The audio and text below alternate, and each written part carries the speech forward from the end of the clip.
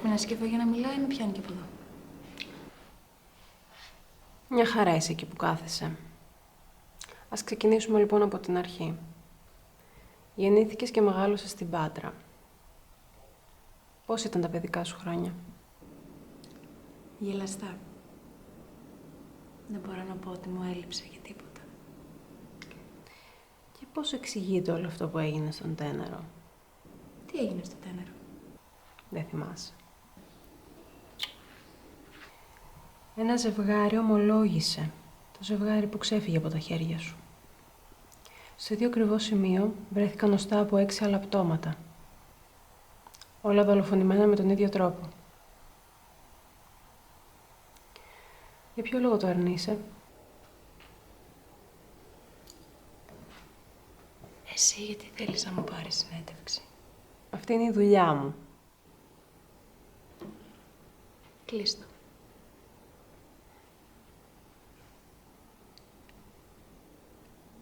Κλείστο.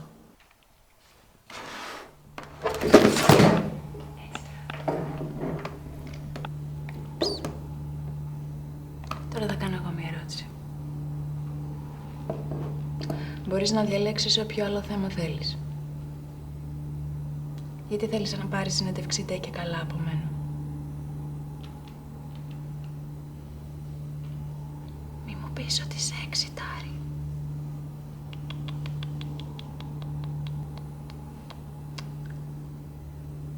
Ή απλά σου είπαν ότι ένα από τα πτώματα ήταν του αραβωνιαστικού σου? Νόμιζες ότι δεν το ήξερα, Αν όντως έχω κάνει όλους αυτούς τους φόνους, θα πρέπει να με φοβάσαι. Να φοβάμαι τι? Ότι θα μου κάνεις κακό μέσα στο αστυνομικό τμήμα? Ναι.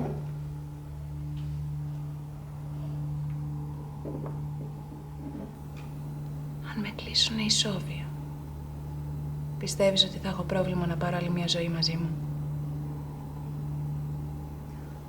Πίστεψέ με. Ειδικά τη δική σου. Εκείνη τη μέρα ο ροβωνιαστικός σου ήταν με άλλη. Αλλά στη θέση της έπρεπε να ήσουν εσύ. Πού πας? Δεν θες να μάθεις γιατί τους σκότωσα?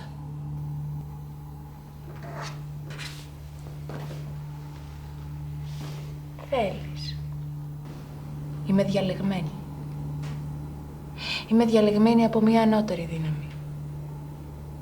Που εσύ και όλοι οι άλλοι ηλίθιοι θνητοί δεν μπορείτε να καταλάβετε.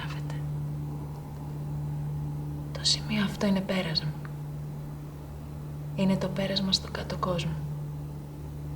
Και εγώ έκανα το χρέος μου να πάω τις ψυχές τους στον ίδιο τον Άδη. Εσύ είσαι ηλίθια. Είσαι μία άχρηστη. Που δεν μπορείς να κάνει τίποτα στη ζωή της. Και το μόνο που θέλει να σκοτώνει για να νιώθει ότι κάποια είναι. Θα βγω από εδώ μέσα, δημοσιογράφε. Τη δική σου την ψυχή του τη χρωστάω ακόμα. Τώρα έκλεισε. Θα χαρεί πολύ ο αστυνόμος να ακούσει όλα όσα είπες. Μου την έφερες, δημοσιογράφε! Μου την έφερες.